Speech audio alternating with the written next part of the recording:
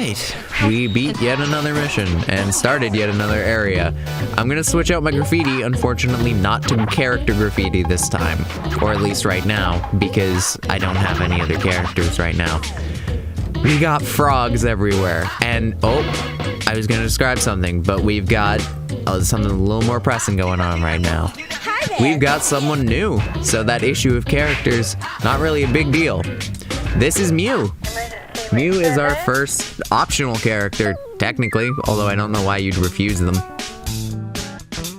To unlock Mew, you have to complete Ben 10 Boogie, and then after that, you have to complete the character challenge for her, which I will show after this character introduction. Mew, as with every other character, comes with their own unique set of graffiti. Starting with size small, we have Purr Like a Kitten, Fight Like a Tiger by Mew at number 7. Following that, we have a size large, don't question it, Sweeter Than Sugar by Mew at number 41. Lastly, Mew's extra large size graffiti is Music Lover by Music at number 75. I'm gonna have to double check that one because I don't believe the author name. For spray patterns, Mew follows beat type pattern, which we've said before. Top to bottom, 6 to 12 counterclockwise. 12 to 6 clockwise, 6 to 12 counterclockwise. 12 to 12 clockwise, 12 to 6 counterclockwise. 6 to 6 clockwise, 6 to 12 counterclockwise. 12 to 12 clockwise twice. 12 to 6 counterclockwise, 6 to 6 clockwise, 6 to 12 counterclockwise. And as is always the case, we're gonna show some footage of it going off because I want to substantiate these things that I'm saying, at least to some degree. A big reason I'm doing most of this series is because the game's just not that well documented. There is a wiki for this game, but sometimes it isn't very specific with its information, not very navigatable, and straight up has wrong information sometimes. Anyway, here are the stats. Mew has a max of 20 spray cans, has a okay health/power stat, has high technique, and decent graffiti. Not the highest technique in the game, I don't think, but still good nonetheless. You can get by with Mew pretty easily. Mew's tricks are forward air rocket and stalefish, reverse air judo backflip and rocket, forward grind frontside, backside frontside, royal, backside royal, soul, and farside soul. For reverse grinds, we have alley-oop miz and farside alley-oop miz, as well as alley-oop soul and farside alley-oop soul for reverse grinds again. For forward verts, we have backflip 180 and judo 180. For reverse verts, we have method 540 and method backflip 180.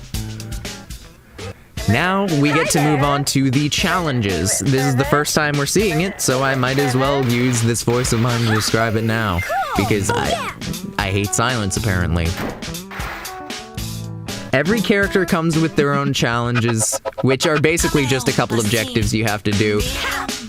It's very similar to what we saw in the tutorial with Gum and Tab, but this is the first time that you don't actually have to complete them. You do if you want to unlock the character, but you can straight up refuse to just accept the character challenge, which I find kind of weird. Mew's challenges all take place in Ben 10 Show, at least in this version. We'll get to that at another time. And are moderately easy until the last one. The first two are quite simple. You just jump off a rail onto a train for the first one, which we already saw, and then you do the grind that we saw when we did Ben 10 Boogie, which is basically automatic. You just have to jump at the right places for this one. You can actually miss the first grind, and I've done that. I didn't think you could do that, but you can just straight up miss it and fall off. The rest of it is just really easy.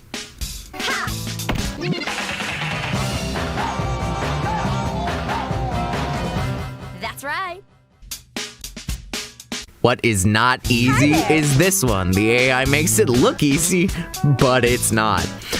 So what Mew's gonna do here is that Mew's gonna jump onto the coping of that slant and then land on a rail and jump through a fence right between two other rails, which are grindable. That looks moderately okay to do. This took several tries, which is why the audio is all messed up, because I'm trying to hide it. It looks easy to do that, but you have to jump at a very specific angle to actually make it through there, and you have a limited range of jumping angles in this game. But with that, we unlock Mew anyway. You can also mess that up if you jump to and end up grinding to the right on those rails instead of to the left. I don't know why grinding to the left is accepted, the right is not. We're moving on to Monster of Kogane now, which is our first Kogane Cho mission. Of course, I'm going to be playing as Gum because of her high graffiti stat, which makes it easy to get points. Kogane has the following graffiti souls in it. Just a quick disclaimer, this area of Kogane, the residential area, I won't show footage in this episode of getting the graffiti souls because I had to do a second run. The first is small size Break It by Happer at number 18. Followed by another small Watch Your Back by Slide at number 20. Yet another small, and an adorable one at that, Dream On by Steve D at number 22. It's an image of a Dreamcast, in case you couldn't tell. We're moving on to medium-sized graffiti, Ride the Wave by Bisu Pin at number 52. Oh look, it's Haze. Haze Craze by Haze at number 55. And now moving on to large, we have Hiya by Karate Chop at number 85. Followed by Monkey, Return of the Super Ape by Mad Banana at number 87. Lastly, we have Slapstick Duo by Twosome at number 88. There's quite a few graffiti souls in this level.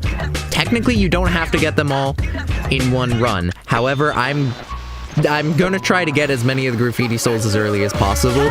With that being said, I put a disclaimer, a rather rushed one, before the graffiti being shown off in this level, because I had to do a second run of this. I didn't get a jet rank the first time because I wasn't paying attention to score. If you're not paying attention to score, that can be kind of a bad thing, especially because in the PC, Xbox 360, and PS3 version, aka the digital version, saving is automatic after levels, so if you mess up a main mission's ranking, you have to wait to redo the game from the beginning again in order to get a jet ranking on it. Now, for some reason, sometimes, and not in every version, and I can't figure out why, there's a retry button at the end of the level. Sometimes, not always. But I won't be able to show the graffiti soul footage in this specific episode because in the first run for this, it saved the fact that I got the graffiti souls, but I didn't get the right ranking, so I already acquired all of them. It just, for the sake of time, I'm not going to show it in this episode. There will, of course, be a separate video for the location of every graffiti soul and by area and by number. I've said this several times, and I will continue to say it several times. All of the sprays in this level are at the top section. You start at the bottom. There are no spray spots down there, but you can get some cans if you want to. It's easiest to go for the larger sprays first, because these police dogs start coming in after you spray the first 3 in this level. For the longest time, I didn't know about this shortcut. I didn't know it existed, but it does. So spraying the large graffiti and the extra large graffiti are smarter to do before you spray the little ones. This mission can be completed pretty fast because of that. However, I'm not going to complete it pretty fast because I'm not good yet.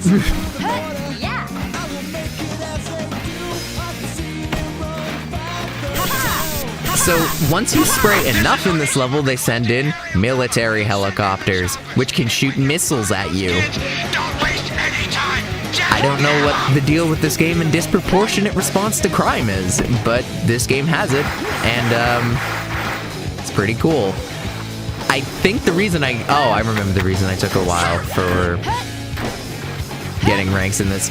I was trying to find a place where I could spam tricks in order to get more points because, like I said, I missed the jet rank on my first attempt, which made me a little paranoid that I wouldn't get it again.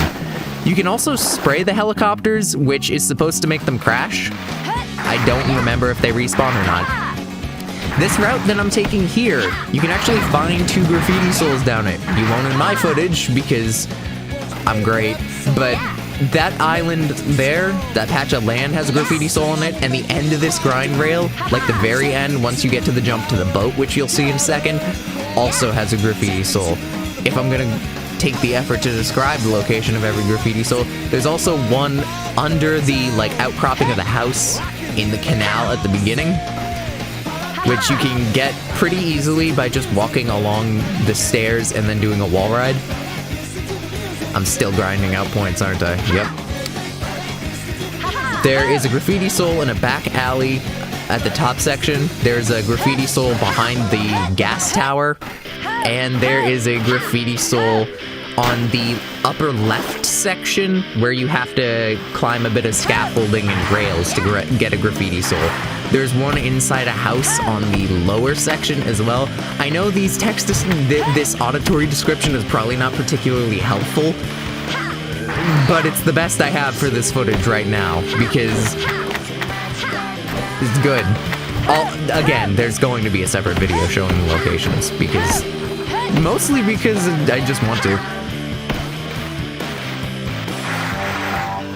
I think that's it for the sprays? Nope. There's like one more. Helicopter crashed. See, that I can understand for escalated military aggression, but graffiti sparking it? No. That's right.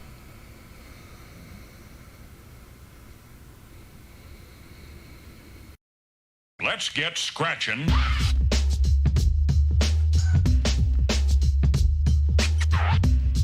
This is your very own guerrilla broadcaster, Jet Set Radio! Use this city as your canvas and paint us some vibes from the street. Those frogs I was talking about must have been Poison Jam's pets. Looks like there's gonna be a real turf war. Ribbit. Poison Jam! Them horror freaks are really pissed. They haven't seen a good slasher flick in months. And after the action in Kogane show, they're out for revenge. It looks like we might be facing a bloodbath here. Better put on your garlic, honey, because the vampires are on the prowl. Ha ha ha ha ha! I have something to say about the cutscenes in a little bit, but we'll have to wait because something else is coming up. I'm going to switch my graffiti yet again. Amazingly not to character graffiti. So, I'm inconsistent, but whatever. So, we finished the first mission in Kogane, Joe. I'm going to be alternating between Ben 10 and Kogane mostly throughout the early missions. We have a new friend.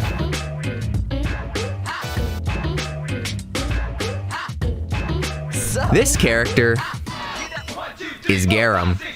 Garam's quite an interesting character. I like his graffiti a lot. He's unlocked by completing Monster of Kogane, or the first Kogane Cho mission. You might start noticing a bit of a pattern with character unlocks here.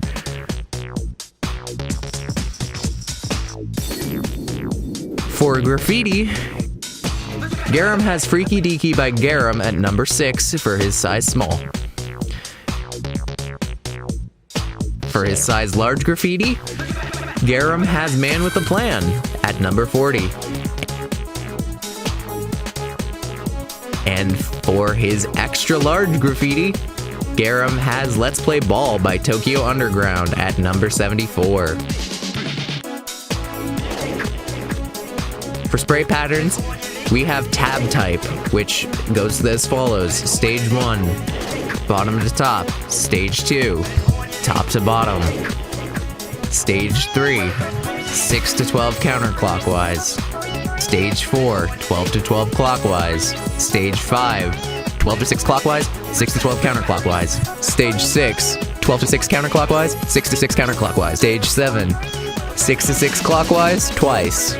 So I'm trying my best to label this in a quick manner. So for any curved inputs, I'm using clocks as an image just so you can get an idea of the motion.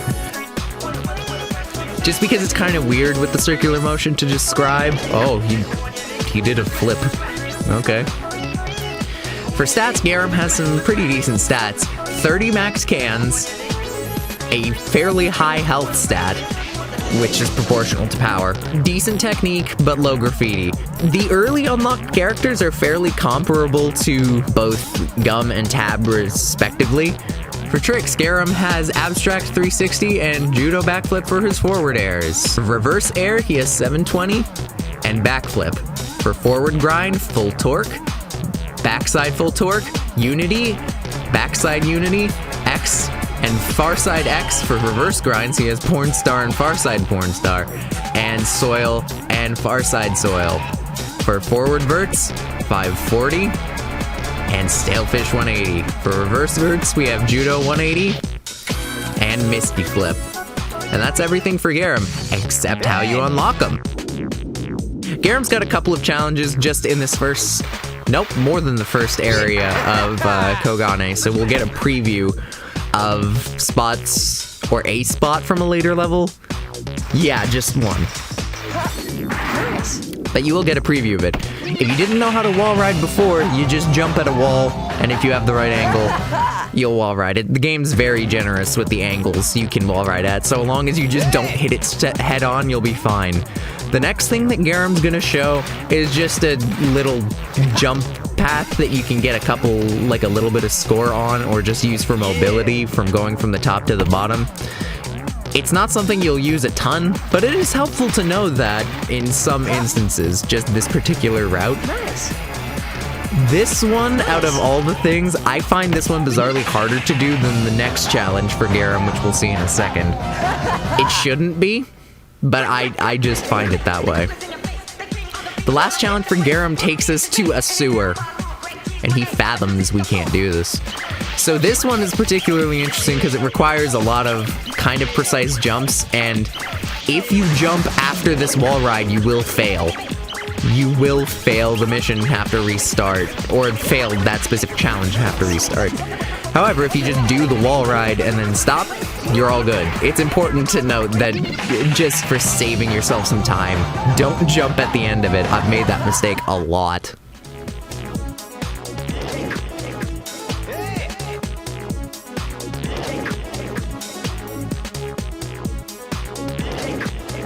Alright, we're gonna move on to another level quickly. Or soon, I guess. Now.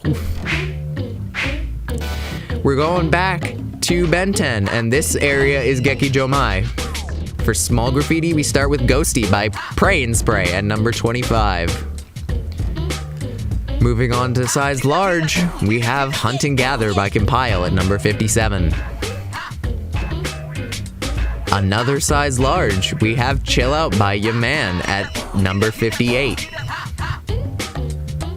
Moving on to size extra large, we have Year of the Dragon by Dragon at number 91. Followed up by Go to Sleep by Quiet Dub at number 92. Now, I've included another thing here, which is what I consider the Gekijomae train line. I don't get these graffiti in this specific part, but it includes Make Your Mark by Graffiti Terrorist at number 59 for a size large, and Hip Hop Festival by Japan Crew at number 93 for size extra large. The reason I don't get these here is because there's missions you can do later that are easier to get them in, because you'll just be following those routes. It's kind of out of your way for the two of these in this one, and also I missed the train on my jump, so I just missed it. You'll see.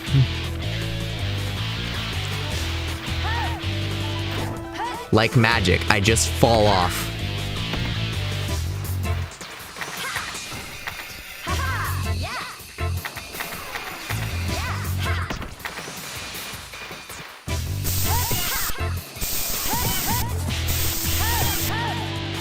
I was going to mention before we encountered Garam, there are cutscene routes in this game.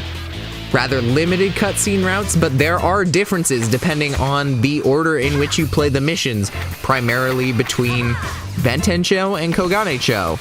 I'll make a separate video once we view all the cutscenes in the main parts showing these cutscene routes, because I think it's interesting that different events occur in the game based on whether you do certain missions before others. It is limited in scope, it doesn't apply to every mission, but it is interesting nonetheless. Gekijomae is kind of an interesting area in Ben 10 in that it can kind of be divided up into like 3 separate chunks, which is why I have the Gekijomae train line as a separate thing. There's a round area in Gekijomae and then a straightaway, as well as the train line. I highly considered dividing the graffiti souls even further between them. I just couldn't make up my mind. So they're all Gekijomae because you can technically get them all in this mission. I'm trying to show graffiti souls as they pop up, so basically as soon as you can acquire them within reason, like without really going out of your way. Because you can't go to certain parts of levels, like levels will open up. Because we're back in Ben 10. Technically, that area we went to earlier that is referred to on the wiki as Chinatown, but I can't find an official designation for that. It's connected to this. The whole level is actually one big open area. It's just cut off depending on what mission you're playing. We also got the Parachute Squad, which are dudes who shoot. They shoot real good. They don't actually, because if you're boosting, you can dodge bullets. This particular graffiti soul is annoying to get because you'll always get hit by damage whenever you touch the octopus. There is a way to damage yourself and then like fall into it, but it's just kind of annoying and you'll probably have to take multiple attempts.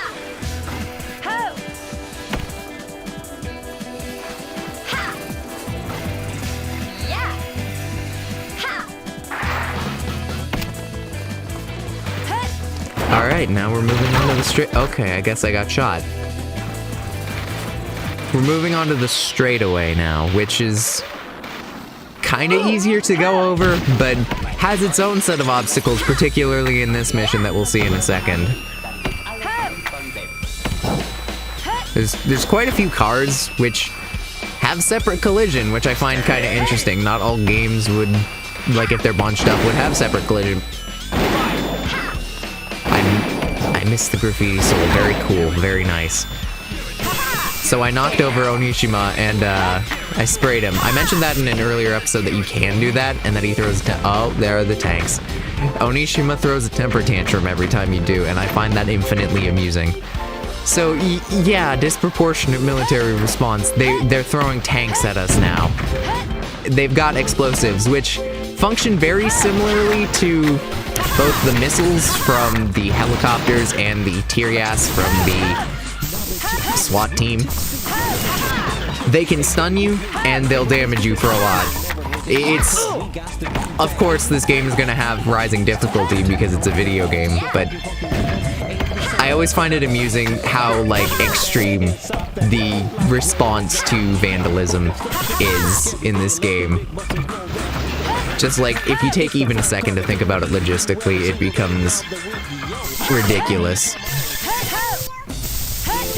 And with this last extra large spray, we will finish the mission.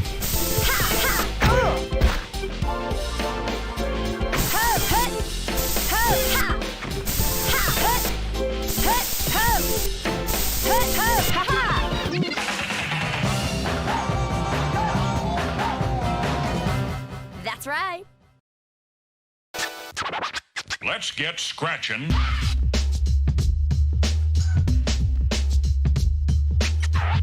This is Tokyo's guerrilla music broadcaster, Jet Set Radio! Let's go to the mailbag.